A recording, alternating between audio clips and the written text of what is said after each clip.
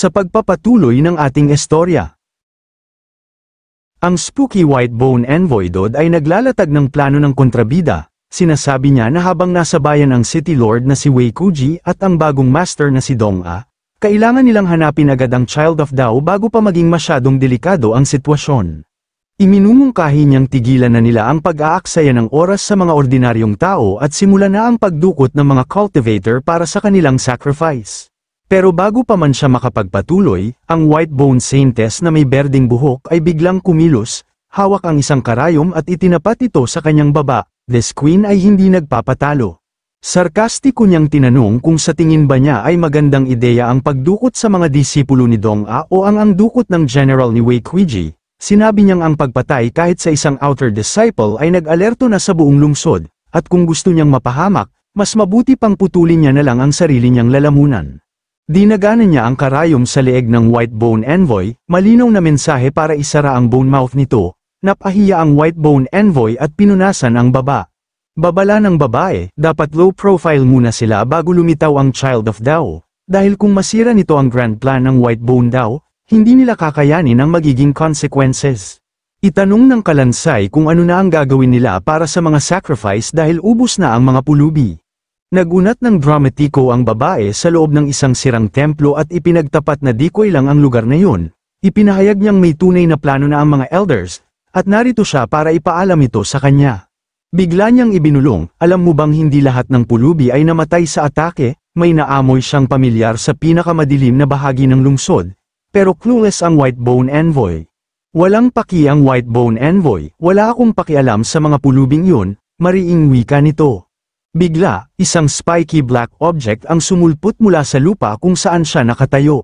Huling babala ng White Bone Envoy, huwag kang magyabang dahil lang tinawag kang Woman of the Child of Dao. Walang kasiguraduhan na gusto kanya pagdating niya. At bigla na lang siyang naglaho sa isang pagsabog ng dark energy, iniwan ng babae ng mag-isa. Ngayong nag-iisa na, bumaba ang tingin ng White Bone Saintess, iniisip niya kung paano hindi siya kayang mahalin ng Child of Dao. Kung paano hindi niya magugustuhan kahit na naghintay at nagbantay siya ng napakatagal. Samantala, sa academy, oras na para sa lecture, punong-puno ng mga estudyante ang malaking bulwagan habang nagsisimula na ang elder sa kanyang discussion. Ang lecture ay nagsisimula sa malalim na Taoist philosophy tungkol sa void at sa ancestor of all things. Patuloy ang aral, binabanggit ang isang bagay na napakalalim, umiiral pa bago ang mismong emperador. Siyempre, hindi lahat nakikinig, abala si Zhao Ruqing sa pagkulit kay Do Yehu gamit ang balahibo, habang ito'y natutulog. Dumiretso na sa seryosong lesson ng Vice President ng Taoist Academy, si Song Kai-fang, ipinaliwanag niya na ang kanyang mga bagong inner courtyard students ay kailangan munang mag-practice ng breathing para mapalakas ang blood qi.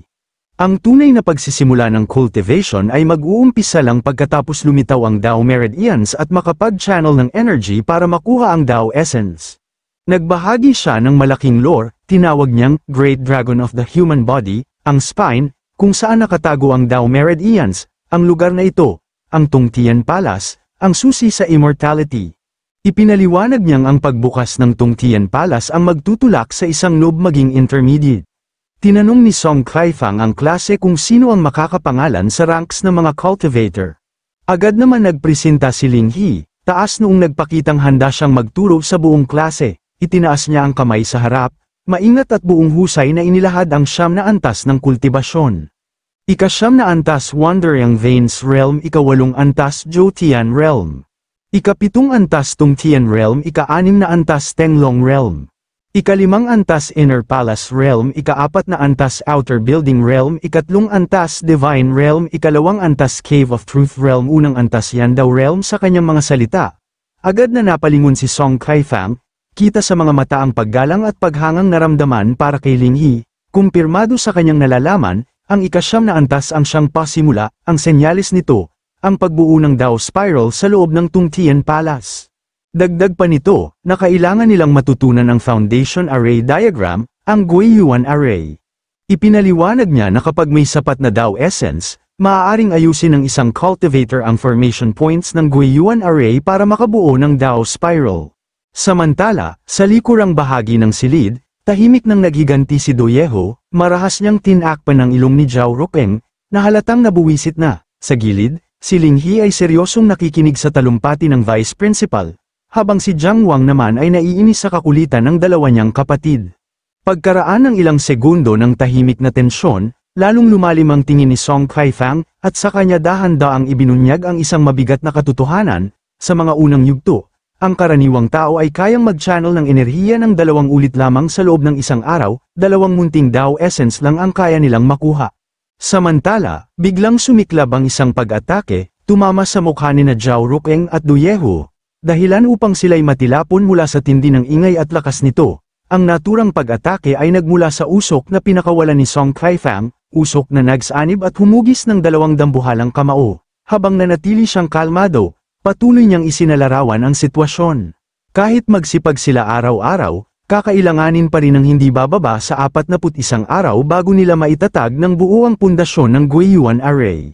Kung nais pang umabante patungo sa ika-8 antas na Jotian Realm, kailangang bumuo ng isang minor Jotian cycle gamit ang 3 Dao spiral sa loob ng Tongtian Palace. Sa pamamagitan ng analogiyang ito, bumuo ng isang major Jotian cycle gamit ang 3 minor Jotian cycles. Sa yugtong ito, magigising ang dakilang dragon sa iyong Dao Meridian, na magbubukas ng iyong paningin sa tarangan ng langit. Ito ang ika-7 antas, ang Tongtian Realm. Ibinuod ni Jiang Wang, essences para sa spiral, 3 spirals para sa minor cycle, 3 minor cycles para sa major cycle. Pagkatapos, nagkalkula siya sa isip, nag-aalala habang lumilipad ang mga formula sa paligid niya. Iniisip niya kung gaano katagal aabutin kung 2 essences lang ang makukuha niya sa isang araw. Pero linaw ng eldest brother, 365 na araw, pero pwede itong bilisan ng talent at fate. Dagdag pa, kapag nabuo na ang Dao Spiral, kusa na itong magi-generate ng sariling essence. Tumawa si Jiang Wang at nagpasalamat sa kanyang eldest brother. Sa sandaling yun, bahagyang yumuko si Jiang Wang, seryosong nagmuni-muni habang unti-unting lumulutang sa isip niya ang mga kilalang cultivator, lalo na si Master Dong A, na kinikilala bilang isang henyo matapos maabot ang ika-5 ranggo bago sumapit sa edad na 60. Tinitigan ni Jiang Wang ang mga makapangyarihang nilalang na kanyang nakaharap sa mga nagdaang laban. Mariin siyang nag-isip, ng pagdududa at hangarin. Si Master Dong, umabot sa 5th rank bago pa mag-60, sa buong Zuang, tinitingala siya bilang isang tunay na henyo. Pero gaano bang katindi ang kakayahan ni na Zuo Guanglai at Li Yi? May pag-asa bang mahijitin ko sila? Ako, si Jiang Wang, sa buhay na ito?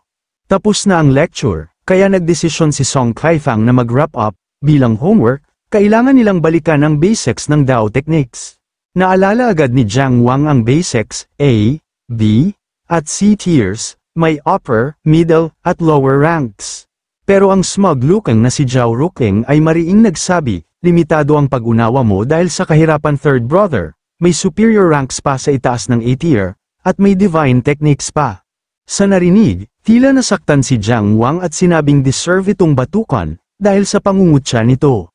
Narinig ito ni Song Kai-fang at kinumpirma ito, ang sinumang nakapagsanay ng superior rank Dao techniques ay magkakaroon ng kapangyarihang wasakin ng isang maliit na bansa mag-isa. Kung ang ating bansang Zuang ay makapagluwal ng isang ganoong tao, agad tayong makakabilang sa hanay ng mga dakilang kapangyarihan. Pagdating naman sa divine techniques, huminto na ilang saglit si Song Kai-fang nang makita ang mga ekspresyon ng buong klase ng may pure hype sa mga mata. Pagkatapos, nagpatuloy si Song Kai-fang habang yumuko ng bahagya at napabuntong hininga. Ang divine techniques ay lampas sa pangunawa ng mga mortal. Pero umaasa ako na balang araw, kayo ang magmamay-ari nito at magdadala ng karangalan sa ating bansang Zuang, at sa mga huling salita, idineklara niya, class dismissed. Sa sandaling yun, ang mga estudyante ay unti-unting lumalabas na ng silid-aralan ngayong tapos na ang mga leksyon para sa araw na yon. Ngunit sa sandaling patungo na si Jiang Wang palabas kasama ang kanyang mga kapatid, isang tao ang nagpakita, mula sa likuran, may tumawag sa kanya, sinabing kanina pa siya naghihintay ni Brother Jiang. Lumingon si Jiang Wang at tinanong kung ano ang kailangan nito. At eto na, si Fang Heleng, isang first year mula sa isa sa 3 pangunahing pamilya ng lungsod. Yumuko siya ng may respeto at nagpakilala bilang anak ng patriarka ng Fang family. Sinabi niyang narito siya para humingi ng tawad dahil sa kasakiman na ambisyon ni Fang Pingzhou, at idinagdag na pinalayas na ito sa pamilya dahil sa kawalan ng hustisya. Ang sip-sip, pero alam mo, hindi nabibili si Jiang Wang ng peking pagpapanggap na to. Tahimik lang sinabi ni Jiang Wang na tapos na ang lahat at hindi na kailangang pag-usapan pa. Tinalikuran niya ito nang walang pakialam. Pero hindi basta-basta susuko si Fang Heleng, iniunat niya ang kanyang mga braso para harangan ang daan, nagmamakaawa kay Jiang Wang na maghintay. Dahil hindi pa siya tapos magsalita, medyo naiirita na, tinanong ni Jiang Wang kung ano ba talaga ang gusto nito. Ngumiti ng mayabang si Fang Heleng at ipinagtapat na kakain lang niya ang Meridian Opening Pill at lumitaw na ang kanyang Dao Meridians.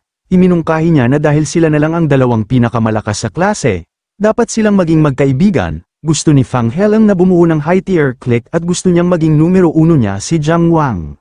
Ngunit wala ni Katiting na interes si Jiang Wang, bahagyang sinalpok lang niya ang balikat ni Fang Heleng, isang galaw na simple pero panang pag-iwas. Habang patuloy siyang naglalakad kasama ang kanyang mga kapatid, mariin niyang idinagdag, sa malamig at walang halong emosyon na tinig, hindi ako interesado, ang bawat hakbang ay tila sagot na sa anumang tanong, tuloy-tuloy, determinadong wala ng balak lumingon. Naiwang nakatayo si Fang Heleng, napakagulat at galit na galit, ipinunya ang kanyang kamao at sumigaw sa galit at inis, Jiang Wang. Kinagabihan, habang ang mga elder brothers ni Jiang Wang ay taimtim na nagkukulit-vate, ang ating bida ay nasa kanyang kwarto, handa na para sa grind time. Alam ni Jiang Wang na naghihirap ang kanyang mga kapatid, at kailangan niyang magpatuloy sa pagsasanay o may iwan siya. Bigla niyang naalala, ngayon ay July 15th, ang araw ng kanyang hamon sa Taishu Illusionary Realm, meaning game time na. Pagkatapos, tiningnan niya ang kanyang palad at may lumitaw na kumikinang na crescent moon symbol, isinara niya ang kanyang mga mata. Iniisip na kailangan munang asikasuhin ang appointment na ito. Sa isang iglap, nakatayo na siya sa isang malaking kumikinang na platform na puno ng mga arcane symbols. Isang boses ang bumati sa kanya bilang Lord of Donsheng Ruins Blessed Land. Nakatayo si Jiang Wang sa harap ng isang nakakalokong compass device habang nag-uumpisa ang challenge countdown. Hawak niya ang kumikinang na espada, seryoso ang mukha habang bumababa ang mga numero, iniisip niya kung anong klaseng makapangyarihan na kalaban ang kakaharapin niya. Alam niyang sa nakaraang 30 araw, lubusan niyang naabsorb ang Meridian Opening Pill at nagsimula na siyang mag-ipon ng Dao Essence, kahit hindi siya manalo, dapat kaya niyang lumaban kahit isa o dalawang round. Patuloy ang pagbilang, 5, 4, 3, 2, 1, pagkatapos ng huling bilang, biglang naglabas ng anunsyo ang sistema, Fighter Forfeits, ano? Gulat na sambit ni Jiang Wang, nanlalaki ang mata at bumigat ang dibdib. Hindi ito ang kanyang inaasahan, parang bigla siyang nahulog sa kawalan ng katwiran.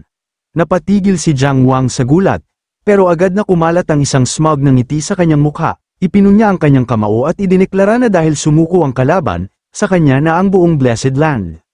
Kumpirmado ng system, lumitaw ang notification, tala para sa Donsheng Ruins 23, kita ngayong buwan, 1,850 puntos, kabuuang puntos, 3,700. Inisip ni Jiang Wang na sa dami ng cultivation points na to, oras na para sa serious research and development, itinutok niya ang atensyon sa kumikinang na compass, ang Dao Simulation Platform, lumapit siya sa isang golden table, nakatingin ng may 500% na focus, mula sa impormasyong lumitaw sa isip niya, kailangan lang niyang ilagay ang kanyang mga kamay sa mesa, mag-isip ng cultivation technique, at gamitin ang points para simulan ang simulation.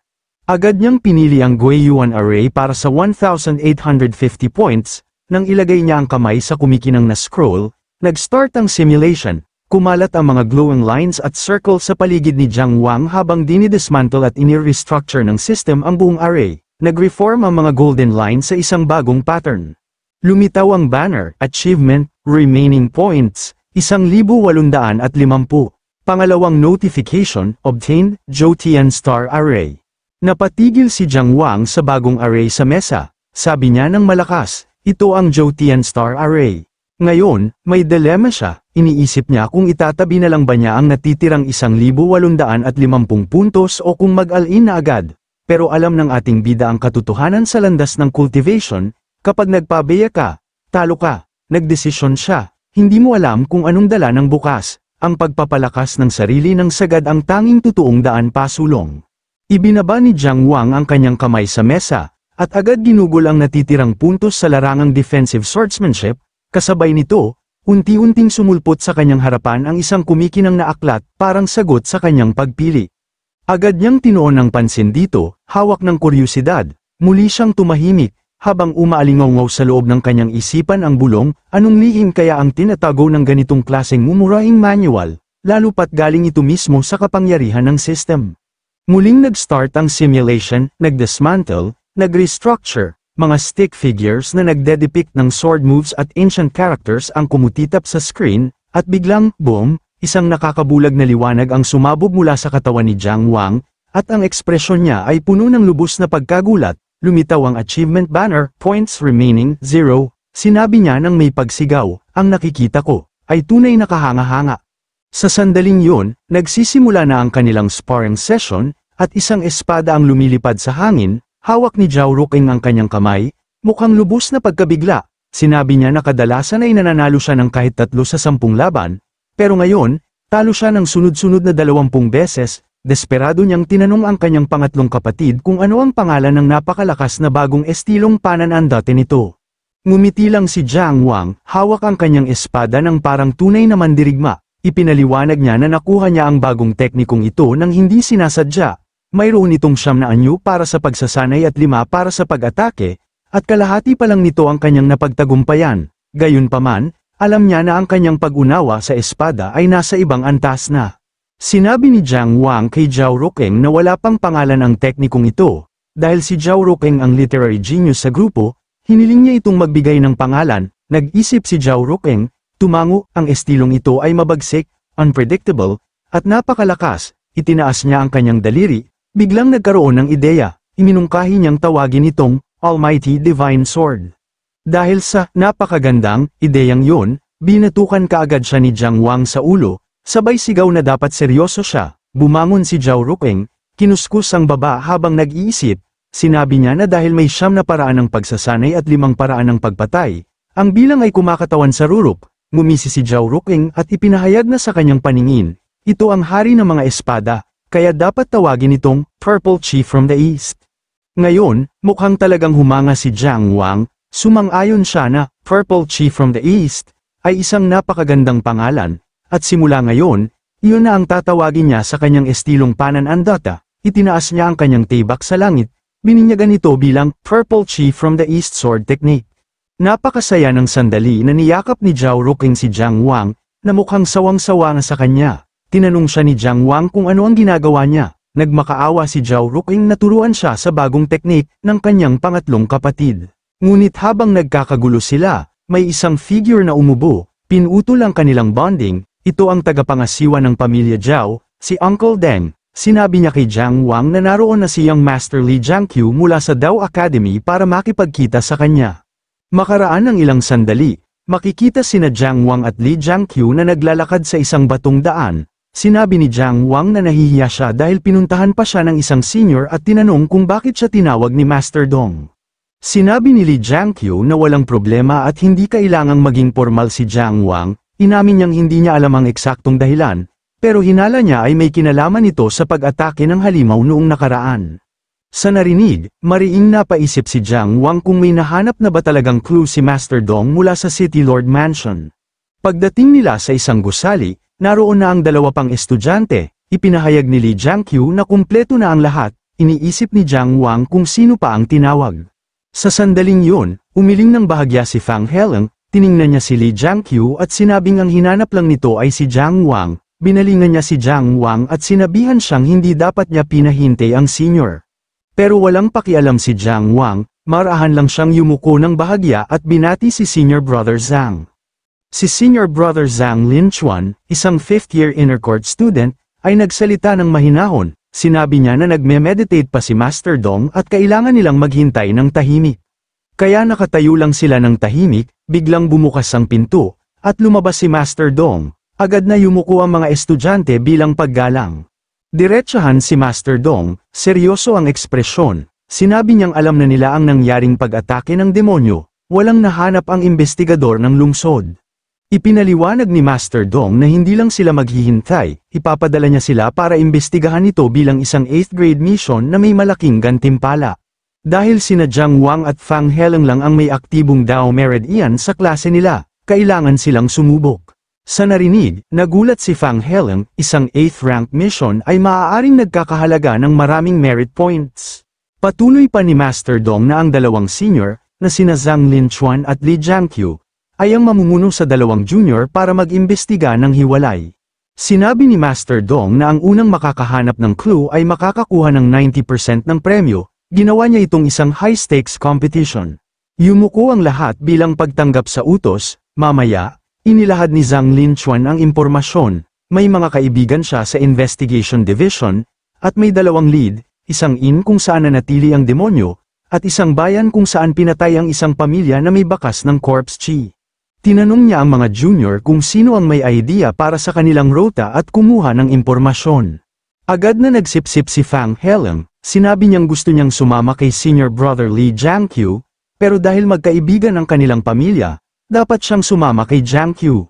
Sinabi lang ni Li Jiangqiu na dahil kay senior brother Zhang Linchuan ang intel, siya ang dapat magdesisyon.